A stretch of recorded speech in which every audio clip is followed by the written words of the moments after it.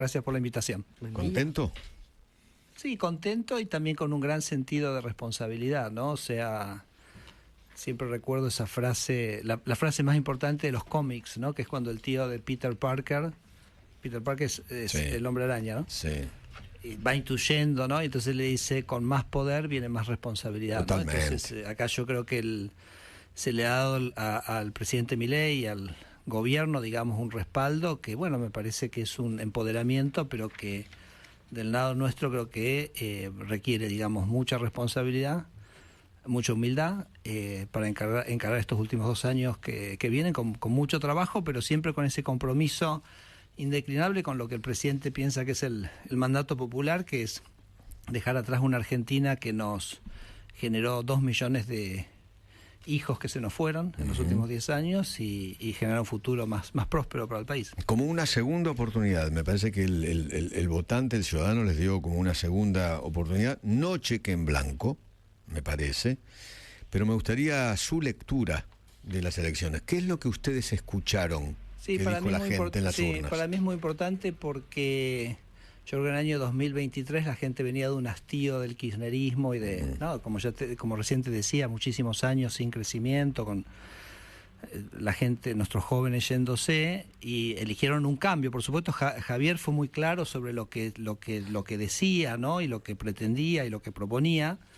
Pero me parece que estas elecciones tienen como un doble significado, porque ahora la gente revalidó un rumbo que es conocido. En aquel momento, bueno, era una persona que hablaba y decía, pero digamos, acá se ha revalidado un rumbo que es el del equilibrio fiscal, que eso porque la gente intuye y entiende y lo ve, que genera la estabilidad económica, un gobierno que respeta los derechos de propiedad, porque respetar los derechos de propiedad es lo que hace que se produzca el boom de la energía, el boom de la minería, el boom de las inversiones. Así que me parece que, digamos, un gobierno que defiende la libertad económica. Entonces me parece que la gente revalidó, bueno, este es el rumbo, sigan por acá, pero como decís vos, para nada un cheque en blanco, sino, digamos, bueno, una delegación por un tiempo para poder seguir con esta tarea. Escuchen más, no sean arrogantes, no sean soberbios, ¿no? Sí, dialoguen, el otro no día puteen. le preguntaste lo mismo a Martín Menem, me parece que te dijo algo que yo con lo que coincido, es que yo nunca categorizaría a Javier como una persona soberbia, ¿no? O sea, lo que pasa es que Javier es una persona que es muy apasionada, muy convencida de sus ideas, las defiende, bueno, y a veces eso luce, ¿no? Pero me parece que es simplemente esa pasión que él tiene indeclinable por hacer a Argentina un país más libre, por las ideas de la libertad. Así que bueno, pero de cualquier manera sí, siempre el tema de la escucha me parece que es importante. La verdad que nosotros, también te lo decía Martín Menem, nosotros pensá que en el año 2024, imagínate que en el Congreso no teníamos muy poca representación, ¿no? Y aún así sacamos la ley bases, bueno, sacamos la boleta única de papel, que creo que es un cambio estructural en Argentina, como lo hemos podido demostrar en estas elecciones. Así que la verdad que el diálogo creo que siempre estuvo. Creo que eso lo demuestra. Por supuesto que este año ha sido más complejo, porque siempre cuando te metes en el clima electoral, nada, es como que hay gente como que tiene que diferenciarse y mostrar Nosotros hemos tenido cosas locas, lo hemos hablado acá, que yo, los chicos de la coalición cívica votando para mantener la corrupción acá en vialidad, o quizás algunos diputados que siempre han defendido el déficit fiscal, votando déficit fiscal. Bueno, son cosas como anómalas, me parece que el proyecto... Y puede ser también que después del triunfo en la ciudad de Buenos Aires, por ahí puede ser que nos cebamos un poco y fuimos con una posición un poco arrogante hacia ese tramo final del armado de las listas, que por ahí no... Pero bueno, me parece que... Y recibieron la paliza en la provincia de Buenos Aires. Me parece, Eduardo, que bueno, todo eso también se asimiló, se procesó y nos lleva, digamos, a un punto de partida donde me parece, como vos decís, hay más escucha, hay más diálogo, etc. Vamos para adelante, ¿no? Porque parecía que la fecha de vencimiento del gobierno era el 26 de octubre, ¿no? Y ahora la fecha de vencimiento se corrió, ¿no? Al 10 de diciembre, el 27, como corresponde, ¿no es cierto? Ahora, los ejes de las reformas que vienen, ¿cuáles son? Sí, nosotros nunca lo vimos como el 26 de octubre, porque me parece que tenemos un sistema democrático, gracias a Dios, muy fuertemente establecido, pero efectivamente... Pero parecía, ¿no? Pero sí, parecía, por supuesto. Bueno, lo viste en los mercados. Sí, claro, obviamente. Nosotros decíamos internamente, lo que estamos viendo en los mercados es casi como... inexplicable, dada la solvencia fiscal, dado el apoyo de Estados Unidos, etcétera. Pero que lo podemos preguntar de lo que viene. Yo diría que para mí hay como 4 grandes ejes, o sea que este es un gobierno que con mucha ambición de reformar y cambiar a Argentina. El presidente nos ha dicho, bueno, sí, en este contexto de diálogo, en este contexto de construirlo juntos, digamos, con los aliados necesarios que vamos a tener en el Congreso para lograr las mayorías en las ambas cámaras. Yo te marcaría como 4 grandes temas, ¿no? Entonces, que ya el presidente los ha ido mencionando. Uno, por supuesto, diría un eje central, que es la reforma laboral y la reforma tributaria. Si querés ahora sí, claro, podemos hablar un poquito más de la laboral, porque lo tributario lo hace más Toto, entonces él sería la persona más apropiada para hablar de eso. Y después tenés como 2, si querés, como más subsidiarias, pero que también completan, digamos, el cuadrado, que son la reforma del Código Penal, que la futura senadora Patricia Bullrich ya lo ha presentado. Y después tenés como una suerte como de otra ley, que podríamos llamarlo como una ley Bases 2, que es más el conjunto de reformas en otras áreas, ¿no? Nosotros, por ejemplo, por decirte algo, en la ley Bases 1, no sé si te acordás, nos quedaron muchas cosas en el camino, nos quedó todo el capítulo de modernización de la justicia, todo el capítulo de reforma del Código Civil y Comercial, el tema de la reforma del sistema educativo, el tema de... O sea, va a haber una ley Bases 2. Claro, digamos, va a haber una parte que es, digamos, que completa el combo, bueno, ¿no? Porque vos tenés lo laboral, tenés lo tributario, pero vos tenés un montón de regulaciones en el resto que también tenemos que seguir trabajando. Pero digamos que la columna vertebral quizás en la que está enfatizando el presidente ahora es la tributaria y la laboral, así que bueno. Vamos a la laboral, porque he escuchado mucha preocupación en el kirchnerismo, obviamente, ¿no? Diciendo que la reforma laboral es para quitarle derechos a los trabajadores y que la reforma impositiva, por ejemplo, es para sacarle recursos a las provincias. Bueno, a ver, me parece que hago simplemente el único comentario que te hago de lo tributario es el gobierno de Javier Milei ha bajado los impuestos 5 puntos del PBI. Eso lo logró porque bajó el gasto 5 puntos del PBI. Lo hemos charlado acá muchas veces, ¿no? Todo lo que vos bajás de gasto es un impuesto menos que tenés que cobrar. Ha bajado 2,5 puntos impuestos formales, como el impuesto país, aranceles internos, retenciones, etcétera, y ha bajado 2,5 puntos el impuesto inflacionario, ¿no? Que es la emisión monetaria que ahora no hay que hacer. Entonces, baja de gastos, se baja de impuestos, y entonces, en realidad, la reforma tributaria apunta a hacer un sistema tributario que sea menos distorsivo para la actividad económica, que genere menos complicaciones, pero que va a avanzar en una baja de impuestos en la medida que la motosierra siga y baja el gasto. Eso por un lado. Bien. Entonces, en realidad, la reforma tributaria es para devolverle dinero a la gente, ¿no? Entonces, eso primordialmente. Okay. ¿Y la laboral, esto de quitarle derechos? Claro, bueno, obviamente ellos siempre tratan de hacer una construcción, ¿no? Pero, a ver, tenemos que partir de un diagnóstico devastador, que es que la Argentina hace 10 años que no crea empleo formal, ¿okay? Y que la mitad de nuestra fuerza de trabajo es una fuerza de trabajo informal. Entonces digo, punto, o sea, ya está, terminó el debate. O sea, este es un debate que hay que abordar un cambio para que la gente la podamos formalizar, porque en el trabajo formal tiene su protección de jubilación, tiene su obra social, etcétera. Entonces, es una reforma que claramente está orientada a mejorar la situación del trabajo. Tenemos que partir de la base que tenemos un problema estructural. No podemos tener un país que en 10 años no crea empleo, punto. O sea, hay algo que hacer. Y yo creo que una cosa que es interesante, porque hay que transparentar muchos debates, yo creo que la relación laboral, tenés como varias partes, ¿no? Ahora si querés lo vamos desglosando, pero quiero arrancar con esto que me parece muy importante transparentarlo. Todos decimos hay que crear empleo, nos preocupa el empleo, etcétera, pero todos hemos usado el empleo como una canasta de la cual morder, de la cual sacar guita. Entonces tenés una relación laboral y tenés toda la industria del juicio muerde, ¿ok? El sindicalismo, ahí entramos al tema de indemnizaciones. Entonces, todo el sindicalismo muerde, porque dice, de esta relación laboral, yo me voy a llevar un porcentaje de acá, un porcentaje. Las cámaras empresarias muerden, porque de esa relación laboral le exigen a los dos actores, que son los que crean riqueza, digamos que son los que tienen, que son el empleador y el empleado, todos le muerden.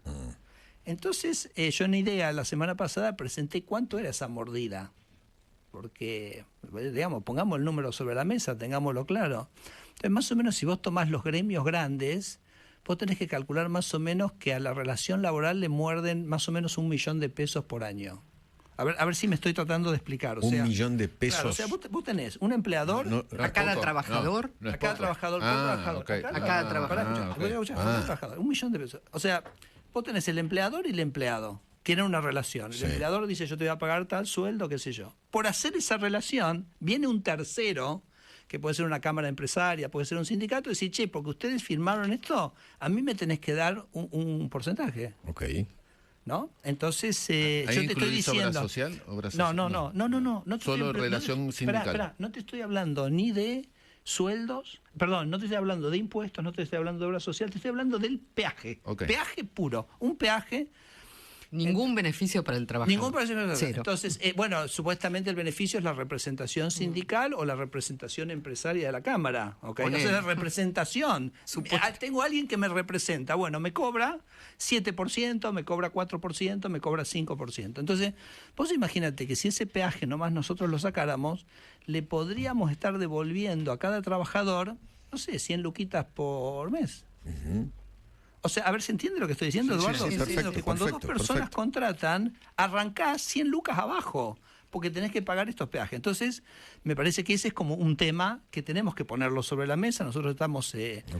Bueno, entonces ese es un tema. El otro tema es la relación laboral, que se nata con lo tributario. También es una relación muy, muy gravada impositivamente. O sea, vos cuando querés contratar a alguien tenés que pagar un montón de impuestos, ¿no? Entonces me parece que cuando uno piensa en la reforma tributaria, así como pensás, bueno, hay que bajar retenciones, hay que bajar el impuesto al cheque... Eso es lo que se llama costo laboral. Bueno, claro, es el costo, es parte del gasto del Estado, se financia a través, digamos, también de ir a esa relación laboral. Entonces tenés como si un gran tema que es el tema de...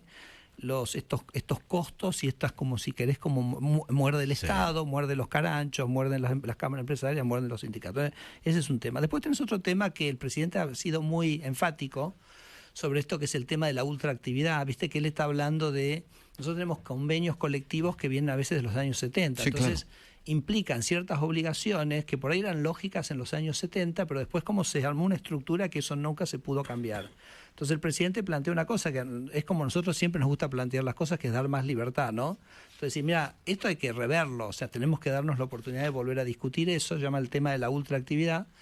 Dice el presidente, si todos se ponen de acuerdo y quieren seguir con lo mismo, perfecto, no hay problema, no es que te esfuerzo a cambiar, pero por lo menos sí tengo que ganar la instancia de negociación de eso. Entonces ahí tenés algunos convenios que tienen cosas muy, muy exóticas. Y después tenés otro tema que para mí es muy importante, que es el tema de cómo se da la negociación salarial en Argentina, ¿no? Porque las negociaciones salariales se pueden dar de muchísimas maneras. Por decirte algo, por dar un ejemplo, no es que estoy proponiendo esto, te estoy simplemente describiendo para que entendamos que hay distintas tipologías. Que en Australia las negociaciones salariales son por empresa. En Estados Unidos también, porque no hay, digamos, esos sindicatos generales. En Alemania son por regiones, ¿ok? En Argentina y en Italia son negociaciones que son como por sector y aplican a todo el país, ¿no? Entonces, por ejemplo, en Italia, por ahí en Milán, que es un lugar muy rico de Italia, se hace la negociación y después, qué sé yo, en Calabria o en Sicilia, ese sueldo no te funca, ¿me entendés? Y entonces te quedás en esas... Viste que siempre se dice que Italia tiene como una división entre el norte y el sur. Norte y sur, sí. Bueno, pero viene de esto. Y es la misma división que tenemos nosotros, porque nosotros ponemos, por ahí se ponen de acuerdo los gremios con Toyota en Campana, que es una empresa hiperproductiva, y le impones ese salario a un productor por ahí en Tartagal, Salta, que no puede pagar esas condiciones, ¿me entendés? Entonces, tenemos como nosotros tenemos estimaciones, para que te des una idea, que si vos pudieras quebrar esa suerte como de unicidad en el salario, ese que forzar las mismas condiciones en todos lados, por ejemplo, en el noroeste de Argentina aumentaría el empleo un 16%, o sea que entonces tenemos que volver a plantearnos cómo se hace la negociación salarial a los fines de poder tomar en cuenta más las necesidades puntuales de todas las empresas. Lo que vengo escuchando mucho es que esta modernización laboral va a cagar a los trabajadores en lo que tiene que ver con la indemnización, por ejemplo, y con el tema de trabajar más horas. los van a esclavizar. Sí, lo de trabajar más horas, no sé de dónde salió, me parece que es, viste, como esas cosas que van tirando, viste, como para hacer ruido, te digo, nunca lo escuché, nunca lo vi en ninguna, o sea, ojo, ahora que digamos se estaba discutiendo eso, van a tirar de todo, ¿no? Eso de las Hasta horas... Hasta de las vacaciones están hablando. Eso de las horas, no tengo la menor idea. Sí, hablaban de pasar de 8 a una jornada laboral de 12. De 12 o de 13 horas. No, ¿Le puedo hacer escuchar a una maestra, por supuesto. después de la elección, una maestra? Pones la maestra hablando con sus alumnos. Van a tener que salir al mundo laboral o alargarse a estudiar en la universidad y laburar un poquito después. Pero es 3, 4 años, la gran mayoría de ustedes están trabajando. El plan de reforma laboral que el gobierno está por poner en discusión a partir de diciembre en el Congreso es una reforma laboral que pasa la jornada de 8 horas a 13. ¿Están escuchando el número? 13 horas de jornada laboral. No es que, vieron que el máximo que se podía trabajar era 8, por ley. Ahora es 13, va a ser 13. No solamente Es eso. una docente, en un Una docente, sí, una docente. primario. No, secundario. Qué locura. No, nosotros Miren no. lo que han votado ustedes. Sí, bueno, Ahora la de verdad 8 que a siempre, 13. Siempre, digamos, el tema ese de la campaña de asustar, etcétera, no, que las cosas que decían de Javier, ¿no? ¿Te acordás en el 2023? sí. Bueno, entonces, no, eso absolutamente no tiene nada que ver. No, acá me parece que es encontrar acá hay muchísimos argentinos que no tienen trabajo, hay muchísimas empresas que no pueden cumplir con las condiciones de la formalidad, que tenemos que permitir que lo hagan. Y me parece que eso va a aumentar fuertísimamente las condiciones, va a mejorar muchísimo las condiciones de los trabajadores. Y además acordate, el presidente esto siempre lo dice, que es además la condición inexorable imprescindible para encarar una reforma previsional, porque vos no podés encarar una reforma previsional si tenés a la mitad de los trabajadores, Informales. Es totalmente una anomalía totalmente, ¿no? Así que no, yo te digo, no hay que tener un poco la cabeza fría, en un momento nosotros vamos a presentar la propuesta, el Congreso la va a tener que discutir, la venimos trabajando en el Consejo de Mayo en una mesa bastante amplia hace muchos meses. No, te diría, no hay que darle mucha bolilla a todo lo que ande circulando por ahora, porque no hay que esperar a que esté la propuesta que hace el gobierno. Eso que te digo, que me decís, lo de las horas, etcétera, No es cierto. es un disparate. Disparate. No sé, pero además no sé dónde sale, porque nunca en las discusiones lo escuché siquiera, porque ¿a quién se le ocurre? El ministro, algo han avanzado con las obras sociales, ¿no? Hoy un argentino promedio paga 3 veces por la salud. Paga pública, aportes a obras sociales y a veces también a prepagas, en algunos casos. Sí.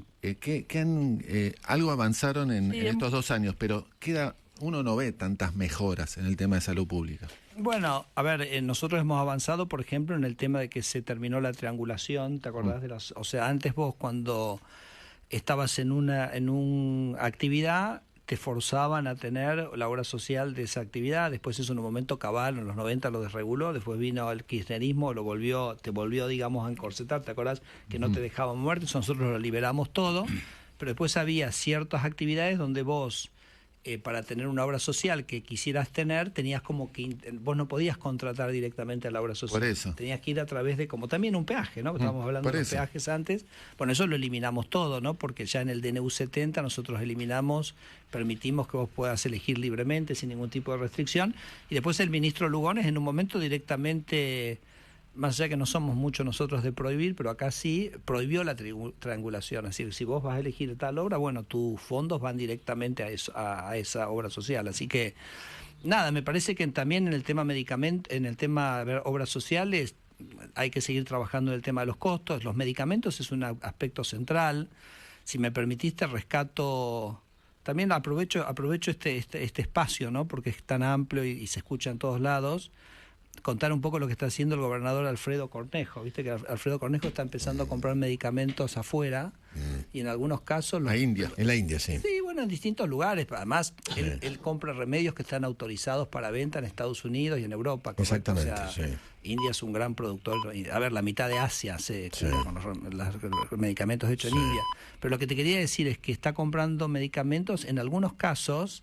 Hay toda una discusión si este número que te voy a decir es exactamente así o no, pero en algunos casos él ha comentado a un 5% del costo que estaba, ¿no? Comprando. Entonces, la verdad que me parece que es un ejemplo extraordinario que me parece que no entiendo muy bien por qué el resto de las provincias no lo copia, ¿no? Porque si vos podés comprar tus medicamentos al 10, 15, 20% del costo, bueno, y me parece que eso también va a ayudar a bajar los costos de la salud. Federico, usted mencionaba en uno de los títulos modernización de la justicia. Sí. ¿A qué se refiere? No, ¿te acordás que nosotros en la ley bases tenemos un montón de leyes que hacen al funcionamiento de la justicia, al movimiento de expedientes, la digitalización de los procesos? Bueno, hay toda una serie de leyes que no impiden que avancemos plenamente con eso. Ya lo habíamos nosotros propuesto en la ley bases 1, bueno, tenemos que retomarlo eso, pero serían cosas que hacen más eficiente al Poder Judicial. Pregunta de un oyente, dice, si va a encarar una reforma en el Código Aduanero, ¿qué piensa hacer para mejorar el funcionamiento de las terminales aduaneras que traban el comercio exterior? Sí, no, a ver, aduanas, nosotros hicimos en el DNU 70 ya una reforma muy importante del Código Aduanero, pero tenemos más para hacer. Tenemos un tema que es que Alberto Fernández, 2 días antes de irse, subió todos los precios de las terminales portuarias, muy significativamente. Sí. O sea, ellos pisaban todo, pero 2 días antes de irte, entonces nos aumentó muchísimo los costos. Sí. Y me parece que tenemos que seguir trabajando sobre todo el foco está puesto en eliminar la discrecionalidad, digamos, del agente aduanero, porque cuando el agente aduanero te puede decir, por ejemplo, canal rojo, porque nosotros cuando vos en aduana tenés, te voy a decir 2 cosas que hicimos que me parece para el oyente que por ahí las va a conocer seguramente, pero vos en la aduana cuando llegás tenés canal rojo o canal verde. Sí. El canal verde es medio como que se hace como un escaneo y pasa, el canal rojo te abren. Cuando nosotros llegamos, el 70% era canal rojo, que es muchísimo más caro porque tenés que tener el container ahí un par de días, cada día te cuesta, no sé, $500, $700. Hoy era 70 rojo con Alberto Fernández, 70 rojo, 30 verde, hoy es 70 verde y 30 rojo. Entonces es una gran baja. Y lo otro que hicimos también, que nos pedían muchísimas empresas, sobre todo el interior, es, yo soy una empresa, o sea, uno tiene que partir de la base que no todos son truchos. O sea, a veces como nuestra normativa está, es decir, mira, vos sos trucho por definición, entonces te voy a hacer todos estos controles para controlar tu truchez. Eso es una locura porque el 99.9 de las empresas son honestas, que están ahí para laburar, para producir. Entonces los tipos nos decían, yo quiero poder empacar mi mercadería y despachar la aduana desde mi planta. ¿No? Entonces lo que hicimos fue una cosa que se llama operador económico confiable, que es vos podés como poner un cierto lugar con unas cámaras, entonces en vez de esperar al verificador de aduana que tenía que venir, que venía en cualquier horario, tenías que pagar horas extras, viáticos, etcétera, vos sacás un turno, aduana te controla a través de las cámaras y directamente cerrás el container en tu propia planta. Espectacular. ¿No? Entonces eso es absolutamente espectacular. Un empresario pyme le pregunta a usted, ¿no? Sí. ¿Qué van a hacer por las pymes? Porque necesitamos créditos baratos, acordes para crecer y poder tomar gente. No podemos ni soñar en crecer con 70% de tasa anual. Sí, bueno, a ver, nosotros hemos vivido unos meses de tasa porque hemos tenido todo este ruido político, esta incertidumbre, pero no tengo absolutamente ninguna duda que pasado esto, la situación ya se empezó a normalizar. Acordate, Eduardo, que nosotros entre abril del 24 y abril del 25 la economía estaba creciendo al 8% interanual, ¿no? Después vino todo este digamos, ruido electoral y naturalmente la cosa se frena porque la gente ante esa incertidumbre como repliega sus decisiones. Entonces yo le diría a ese trabajador, a ese empresario pyme que las tasas necesariamente van a bajar. No, pero espera. ¿Qué van a hacer por las pymes? Pero esto quería decir. Entonces, por ejemplo, nosotros la reforma laboral claramente está orientada a las pymes porque yo te lo decía antes, o sea, no puede ser que usemos nosotros el convenio de Toyota para una pyme metalmecánica de Tartagal, ¿se entiende? Claro. Entonces, definitivamente la reforma laboral está puesta el foco en las pymes, pero muchísimas de las cosas que nosotros decimos que la desregulación es lo más pro pyme que hay, porque la regulación es como un escollo. Entonces, si vos sos Arcor o sos Ford, que tenés tu departamento de legales, tus equipos, no tenés problema, ¿viste? De hacer todo. Pero si vos sos una pyme, que no, decís, bueno, pero pará, me pones toda esta barrera, entonces nosotros decimos que la desregulación es de por sí, y lo vemos en millones de cosas, ¿no? Y te doy un par de ejemplos. lo que está pasando con la industria de la yerba, que está en boom de exportación, boom de producción, lo que está pasando con la conectividad, los bitrenes que han bajado el costo del transporte 40%, lo que ha ocurrido con la conectividad aerocomercial, que también es, digamos, una baja de costos. Vos sabés que hoy tenés te digo este número que ayer se lo contaba al presidente. Vos hoy tenés 1 millón de argentinos que tienen un vuelo comercial a menos de 50 kilómetros que cuando arrancó Javier Milei no lo tenían. A ver, ¿se entiende lo que acabo de decir? Sí. O sea, vos tenés ciudades que hoy tienen conexión aérea, conectividad. En el interior. En el interior. Tenés Venado Tuerto, Villa María, Olavarría. Que antes tenía que ir a Sunchal, Córdoba o a exacto. Buenos Aires para hacerse... No, sí, claro, tenías que ir. Entonces, Exactamente. bueno, Usted se subió a uno de esos avioncitos. sí, doctora de General Pico. Después, por ejemplo, la conectividad de Internet. Hoy hay 250.000 clientes de Internet, más o menos 1 millón de personas, pero para el productor agropecuario, para el hotel, para la gente que estaba aislada, de repente tenés conectividad. Lo que hemos hecho nosotros de importación de bienes, de maquinaria usada, porque nosotros tenemos nuestros empresarios pymes, para mí son como esos empresarios italianos. Viste que Italia tiene como una base industrial de empresas relativamente chicas, pero muy de nicho, ¿me entendés? O sea, que te hacen cualquier cosa los tanos. O sea, entonces, que yo, por ejemplo, las piezas más caras de la industria automotriz te las hacen los tanos, ¿me entendés? Entonces, nuestros empresarios es un poco así. Además, imagínate, con la experiencia de supervivencia que tiene el empresario pyme. Claro. Entonces, escucha, lo que le permitimos nosotros, te lo comento porque los kirchneristas quisieron voltear esto en el Congreso. Mirá, te voy a contar lo que quisieron voltear. Nosotros permitimos que un empresario pueda comprar una máquina un bien de capital, una maquinaria usada. No es que te forzamos a comprar usada. Decimos, Es una mirá, opción. Una opción, ¿ok? La querés comprar nueva. Nueva. Usada. Entonces, no quieren, ¿ok? Entonces, por ejemplo, el otro día estaba con unos chicos en Mar del Plata y entonces ellos me dicen, mira, hacen envases, ¿no? Hacen cajas de cartón para la pesca, para la fruta, etcétera. Entonces me dice, la máquina nueva me sale 3 palos. Verdes. Verdes, 3 palos verdes. Y acá, Google, patatín, patatero, encuentro una máquina usada de unos 4 o 5 años en Australia, una máquina italiana, 500 lucas.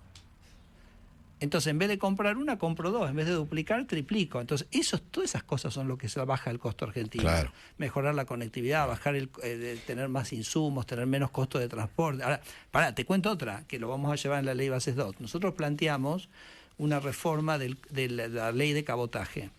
Vos me decís qué es la ley de cabotaje, le explicamos a la gente. Es básicamente la navegación en los ríos. Nosotros le hemos entregado la navegación de los ríos a los paraguayos. O sea, en el río Paraná son todos barcos paraguayos. Entonces hicimos una reforma para poder volver a traer esa industria argentina. Bajaba 40% el costo del transporte, que imagínate, Eduardo, por ejemplo, para la industria forestal de la Mesopotamia, o incluso para sacar los granos de Chaco y el norte de Santa Fe. Y los CALO voltearon en el Congreso, voltearon el DNU, ¿no? Sí, entonces, claro. Justo le iba a preguntar porque alguien me escribió sobre qué medida para equiparar la carga impositiva de las navieras argentinas con las paraguayas. Claro, bueno, justamente eso. O sea, justo eso. bueno, lo hicimos. Porque hay paraguayos que pagan menos impuestos. Bueno, muchísimo. sí, y también tienen, digamos, condiciones laborales totalmente diferentes que nos sacan a nosotros del mercado. Pero vos sabés que el propio gremio nos decía, mira, necesitamos esta reforma. Porque nosotros... Pues no había más empleados. Claro, no hay más empleados. O sea, perdimos la industria, ¿no? Sí. Entonces, Preguntan también muchos por el impuesto a las ganancias Sí. en el chat. Bueno, eso me parece que ya lo vas a tener que hablar dentro del contexto de la reforma De la tributaria. impositiva. Sí, te lo difiero a eso, a Toto, ¿no? Sí. Le puedo preguntar un tema que siempre le consulto y usted siempre me responde amablemente. Registro automotor. Porque sigue. Porque quedó a medio camino. Claro. La verdad eso. Es verdad. No, a ver, cada vez que vengo me someto, digamos. Es que parecía humo. Sí, no. Usted no, anunció una cosa y todavía... te digo un par de cosas. Nosotros, logramos hace un par de semanas, nada, cuesta, la verdad que nos ha costado. Nosotros, por ejemplo, hicimos una cosa que vos podés registrar tu auto en cualquier lugar, ¿no? Sí. O sea, podés elegir la jurisdicción, eso se implementa, pero por ejemplo los registros no te lo quieren hacer, porque dicen, si yo te registro de otro lugar... ¿Y qué hago? ¿Y entonces qué hago? No, pero espera que te explico, digamos la dificultad, o sea... Entonces, nosotros normativamente ya lo liberamos, pero el registro te dice, no, yo no te voy a, si vos vivís en Cava y estoy en Jujuy, no te lo voy a registrar, porque después va a venir la provincia o Cava va a venir a hacerme un juicio a mí, porque vos viste que cuando vos haces el registro, muchos de los impuestos son provinciales que se cobran, nosotros los nacionales los bajamos. Entonces digo, hemos intentado varias reformas y después fácticamente esas reformas no se permearon. Nosotros hace un par de semanas, digo, para decirte algo, que es que nosotros en última semana sí logramos terminar la digitalización plena del 01. El 01 es cuando se registra el auto nuevo. Entonces, ese trámite es como para nosotros estamos probando la cañería para ir al relevante, que es el 08. Claro, la transferencia. Así que bueno, y después la otra gran batalla que estamos dando es que queremos avanzar con el tema de que la BTV vos la puedas hacer en cualquier lugar, por ejemplo en los concesionarios. Pero claro, los concesionarios de los autos obviamente. están muy a favor, porque la maquinaria que ellos necesitan para esto, ya medio la tienen. Entonces me decían, por ejemplo, los concesionarios, yo voy a hacer una promoción que decís, vení a hacer el service acá y te vas con la BTV. Y te hago la BTV, Claro. obviamente. Pero ¿qué eso pasa? es facultad Vos de la decís, provincia, de las provincias. Claro, primero tenés que ver si las provincias adhieren, pero además, Gabriel, vos que haces los temas judiciales también, estoy seguro que los que tienen hoy el curro de la BTV, ¿sabés cómo lo van a pelear? ¿no? Pero de hecho, nosotros ya ya tenemos una cautelar en Santa Fe, porque ya medio esto como lo abrimos, así que bueno, pero vamos a seguir peleando esa reforma. Así que espero poder traerte noticias más concretas. Ministro, gracias por venir. No, gracias a ustedes. Gracias, pero muy amable. El ministro Sturzenegger era el ministro de Regulación y Transformación del Estado. Señores,